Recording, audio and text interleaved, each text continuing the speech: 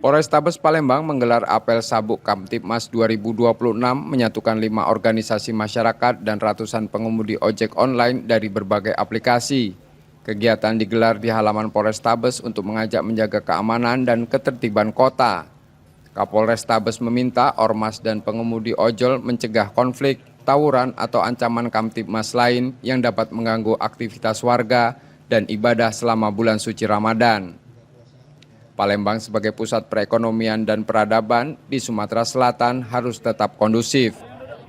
Jadi kita akan menyelesaikan semua gangguan Kamtibmas yang ada, mulai dari balapan liar, kemudian adanya tawuran, narkoba, judi online, kemudian juga anarko atau perusakan dan kerusuhan akan kita hadapi bersama-sama.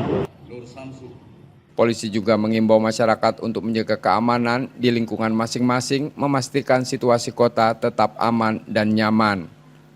Yudi Kiswanto, Kompas TV, Palembang, Sumatera Selatan.